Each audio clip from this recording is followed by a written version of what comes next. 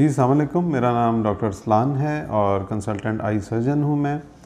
आज जो अपने चैनल पे एक इन्फॉर्मेटिव वीडियो मैं आपके साथ शेयर करना चाहूँगा, उसका ताल्लुक़ एक जो बहुत कॉमनली परफॉर्म प्रोसीजर है जिसको सफ़ेद मोतिये की सर्जरी या कैटरेक्ट कहते हैं, उसके हवाले से। इसके बाद चूँकि इसके अंदर कोई टांका या इसके अंदर कोई बड़ा कट नहीं लगता है आँख के ऊपर, तो केयर जो है वो बहुत ईजी और लिमिटेड केयर है। 2-3 चीज़ों का बस आपने ख्याल रखना है।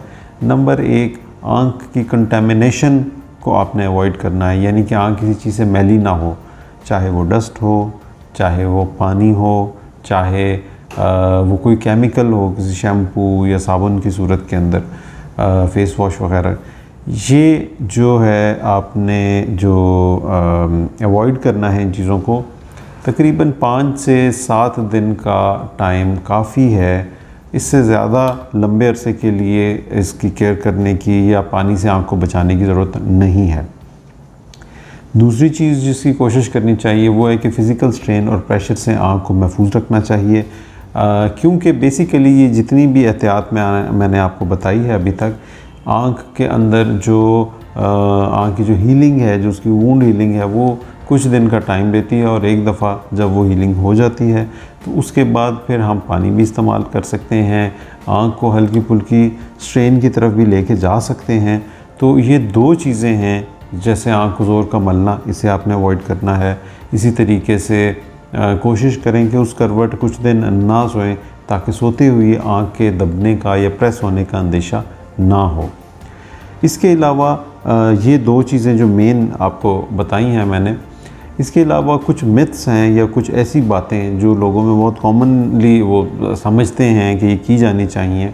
मिसाल के तौर पे लोगों को सब्ज़ या काली चश्मे या ग्लासेस जो है उनके बारे में अक्सर उनका एक होता है कि सर्जरी के बाद लगाना बहुत बेनिफिशियल है। तो मेडिकल पॉइंट ऑफ व्यू से कोई प्रूवन ऐसी स्टडी नहीं है जो ये साबित करती हो कि ये चीज़ ज़रूरी है। हाँ, अगर आप खुद से सेटिस्फाइड फ़ील करते हैं या कंफर्टेबल फ़ील करते हैं तो आप बिल्कुल ऐनक लगा सकते हैं, लेकिन आँख की हिफाजत और सर्जरी की कामयाबी और उसके बाद होने वाली कॉम्प्लिकेशन से बचने में इसका कोई रोल नहीं है। नंबर 2, अंधेरे कमरे में बैठना या अंधेरे कमरे में रहना। लोग हफ्तों तक अंधेरे कमरे के अंदर रहते हैं और बाहर नहीं निकलते, ऐसा कोई मामला नहीं है। तीसरी चीज़, अक्सर लोग चलने फिरने से परहेज़ करते हैं और उनका ख्याल ये होता है कि उठ के चलने से आँख पे वज़न आएगा।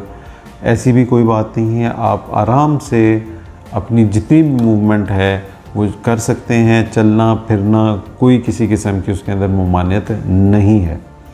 एक और चीज़ जो लोगों के जहन में होता है, लोग अक्सर कहते हैं कि जी हम इस अपनी जिस तरफ की सर्जरी हुई है उस तरफ से क्या खाना चबा सकते हैं, खाना खा सकते हैं? तो देखिए, दांतों का या जबड़े की मूवमेंट का आँख की हीलिंग के साथ या आँख के साथ डायरेक्टली कोई ताल्लुक़ नहीं है। आप बड़े सुकून के साथ कंफर्टेबली खा सकते हैं खाना और उसमें कोई किसी किस्म की कॉम्प्लिकेशन या ममानियत नहीं है। इसके अलावा छोटी छोटी 2-3 और चीज़ें मैं आपको बता दूं।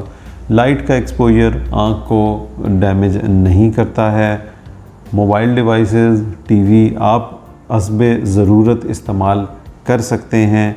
और इसके अलावा जो मेन चीज़ है अगेन वो यही है कि सिर्फ़ और सिर्फ आपने आँख को डस्ट से बचाना है, उसको कंटामिनेशन से बचाना है, उसको फ़िज़िकल प्रेशर से बचाना है।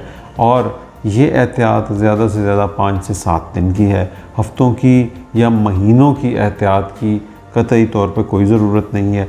इसके अलावा बहुत से लोग अक्सर महीनों तक आँख को वॉश नहीं प्रॉपर करते हैं, टच नहीं प्रॉपर करते हैं, हाथ नहीं लगाते हैं, और जिनका ख़्याल ये होता है कि हाथ लगाने से या टच करने से लेंस डिस्टर्ब हो जाएगा। ऐसी बिल्कुल कोई बात नहीं है। लेंस सर्जरी के दौरान जब हम एक दफ़ा फिक्स कर देते हैं अपनी जगह पे, वो वहाँ से मूव नहीं कर सकता है। और जब आँख की कुछ दिन में हीलिंग हो जाती है, फिर लेंस बहुत आँख के अंदर कई लेयर्स के नीचे मौजूद है, ऊपर से उसका कोई कनेक्शन नहीं होता। लेंस बिल्कुल अपनी जगह से डिस्टर्ब नहीं हो सकता। इसलिए सर्जरी के बाद आप बिल्कुल रिलैक्स और कंफर्टेबल फ़ील करें। सिर्फ़ कतरों और दवाइयों की एहतियात जारी रखें जो आपके डॉक्टर ने आपको बताई है, और कुछ दिन 5-7 दिन या मैक्सिमम 10 दिन तक आप ये एहतियात फॉलो करके और अपनी नॉर्मल रूटीन को जिस तरह सर्जरी से पहले थी उसी को आपने फॉलो करना है।